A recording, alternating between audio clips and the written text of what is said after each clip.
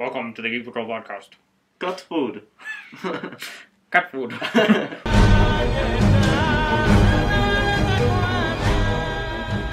Welcome to the Geek Patrol podcast. We were doing retro reviews today of District 9. Yeah, so this is what happened. We sat down and we watched all three movies, and so here are reviews of them. The three movies of The Blomkamp. Blomkamp movies. Yeah. So we started off with District 9. District 9. That was the first movie. First movie he made. Was that his first feature length? It was his first feature length to my knowledge. To my knowledge, it was his first feature length film. And, well, Cruz, what do you think about it? It was a good movie, for sure. It's probably the best sci-fi movie that's come out. I mean, it was... During the time it came out, sci-fi had kind of died down into just marketing. Mm-hmm. And so he kind of made it more... He brought it back to more than that. Even the prequel Star Wars trilogy, which I don't have as much beef with as the Star Wars fandom seems to have. As the rest of the world seems to have. Though I don't like the second one very much at all. I don't like sand. But that's a different review. Different review here. Anyway, so it had just turned into a lot of marketing as far as sci-fi goes. And so Blomkamp I don't want to say reminded everyone what sci-fi could be, because that sounds really cheesy. Yeah. But in a way, he kind of did. He brought it He like reinvigorated the genre, I feel. Mm-hmm. And also I think from in my mind, whenever I think of like the 2000s to like maybe like 2010 or 11, I feel like that area, like that period of movies just had like a general just like not very good movies were coming out in that time frame. Like it was just kind of like lackluster movies that were like meh, like for example Zodiac. And, District 9, should we do a recap?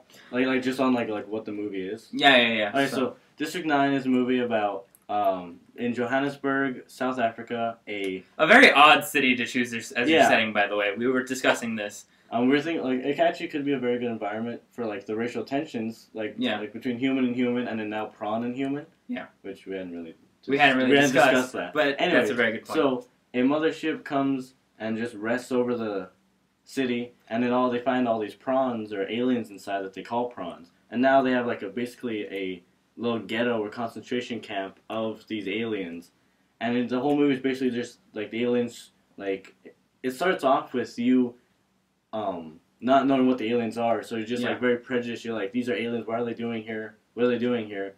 And then like slowly you get to know that they're not just like wild animals like dogs or anything, which is how they're kind of treated. And so and then also like I'm doing a bad job with this. Go ahead, Chris. So they become oppressed. They become secondary citizens. They become something that they're not, or what they shouldn't be. They're not. They don't attempt to make contact with them. They just kind of brush them aside, and they believe what they're left with is like kind of worker bees. You know, they don't really think for themselves that's what the humans are speculating. But then again, during this interview sequence. I just want to make sure it's still recording. During this interview sequence, it's kind of like it's all on TV. So what I just realized, what Blomkamp could be saying is that's what they're telling people to justify the encampment of the prawn. And especially when you get to see the prawn, this whole film, let me just take a few steps back. This whole film is set up like a documentary almost of what the main character, what's his name? Wilkes de something. Wilkes de Murr. Wilkes de Murr.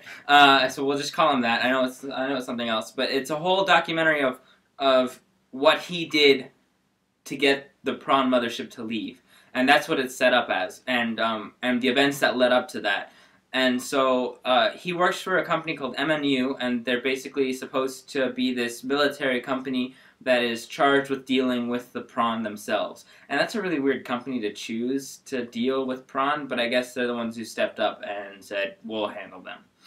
And so they militarized their encampment wherever they were being kept, and instead of human rights groups taking care of them, like they show very briefly in the beginning, when they're being given aid and medical attention and food and resources and stuff, slowly they just kind of like, they just don't care anymore.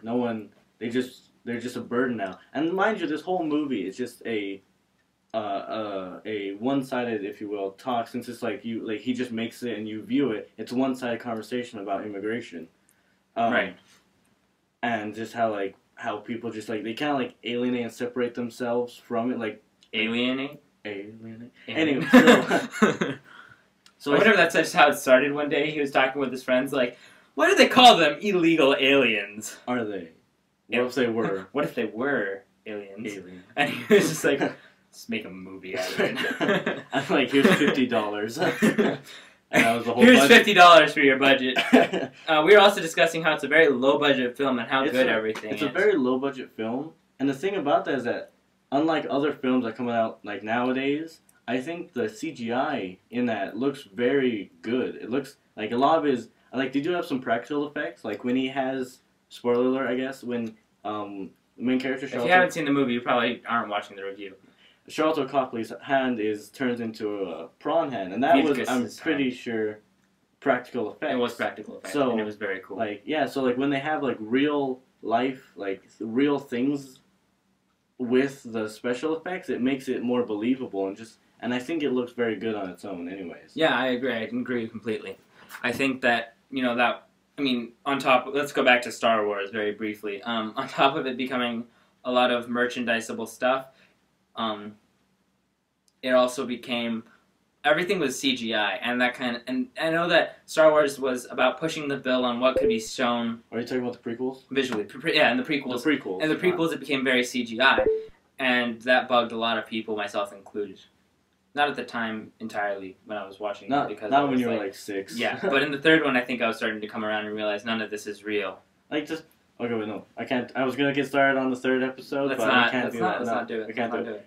Anyways, let's get started on the actual on the film itself. It has a very good solid story, because it's very believable, the reactions and how people act, and then it's a really cool transformation when you see think of the main character who's played by Charlton Copley, he's a very good actor, I think. Yeah, I think he is too. He just that's partially why Blomkamp is he's in every single one of them. He's in all 3 of the movies. Yeah. And in the third movie, Chappie, which we'll talk about later, he's in it twice. He's in it twice. But when you see the transformation of his character, not first of all physically, but also just mentally, as he learns more and more about the prawns. And he realized that they're not just these things that they're not just these mindless animals. Yeah. He even kind of makes a connection very briefly, and it's kind of thrown away later on with one of the children prawn that he kind of hates at the beginning of the movie, and then he kind of likes it, and then at the end he kind of hates it again. It's a very complicated thing. Yeah.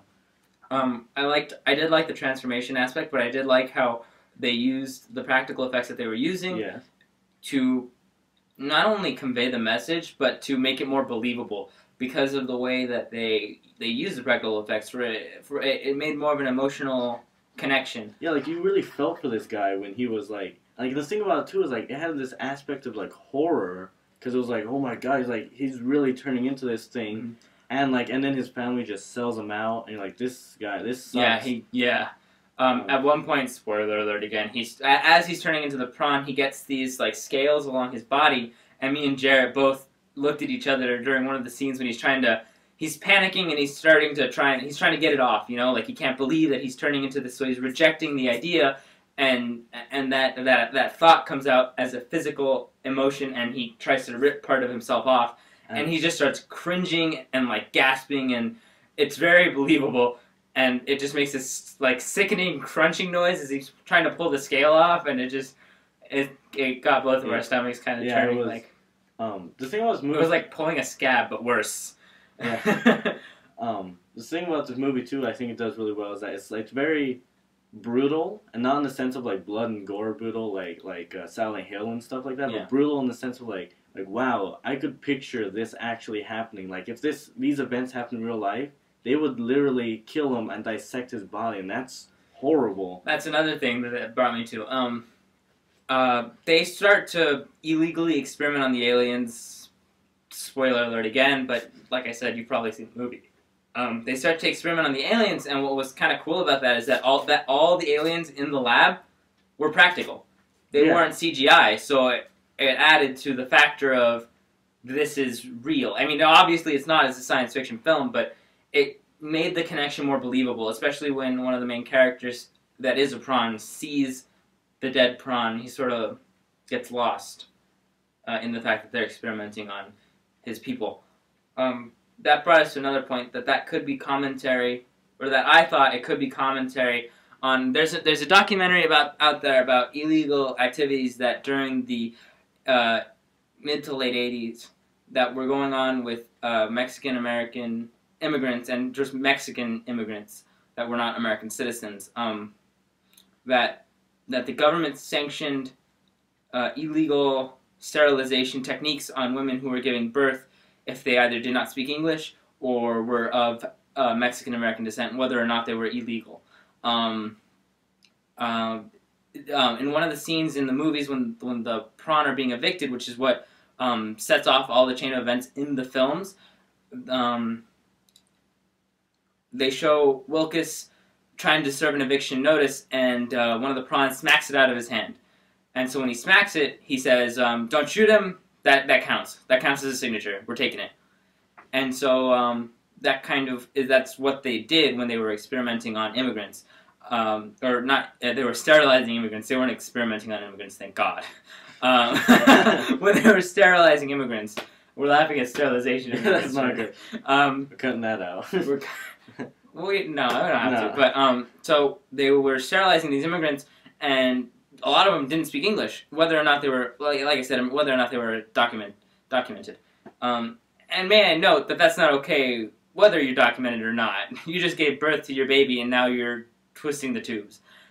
If they didn't speak English, they were told that they had to sign it in order to take their baby home, or in order to whatever, or in order to even get the rights to their baby, for example. And so they signed it not being able to read the document that says, "We're going to sterilize you." And that's just awful. But that's what happens in this movie, and that's the commentary I think he was trying to make, is that a lot of what happens to immigrants happens to them because people abuse the fact that they don't speak the language, or that they aren't aware of what's going to happen to them because they're being tricked.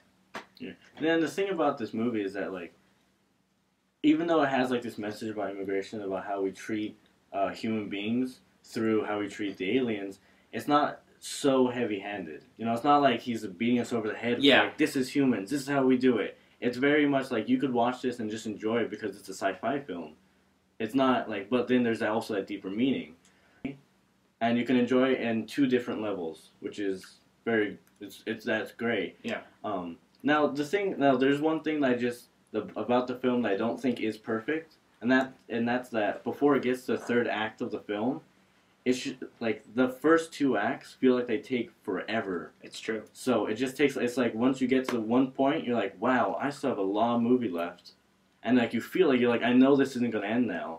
But it just feels like, holy crap, there's so much more left. The ending drags a bit. I think that it could have been shortened, though I'm not sure how, especially the way he sets things up to go. But I think it could have been shortened. But overall, this is a great science fiction movie. Great, fantastic. One of, I think his best movie to date, even though he only has 3 so far. Yeah. And I can't wait for him to do, first of all, Alien, which is coming up, the next Alien sequel. And even if that's shit, I'm just excited because I love Alien so much. So anyways, as long as it's better than 4. Yeah, I think anything is pretty much better than 4. Alien vs. Predator 2 was better than 4. No, but yeah. It par. It was subpar. Hit par. Hit par. Anyways, so that's our review. That's our review. Tell us what you think. Well, are you excited for District 10 to ever come out? What's your rating of it? Oh yeah, I forgot. Ratings. How many scrawls do you give it out of 10? I give it a 9 scrawls out of 10. 9 scrawls out of 10. 9 scrawls out of 10. I give it a 9 scrawls out of 10. What do you think? You tell us, and tell us if you're excited for the next, maybe District 10, or the next movie he's making. And we'll catch you next time on the Geek Control Cogcast. Cogcast.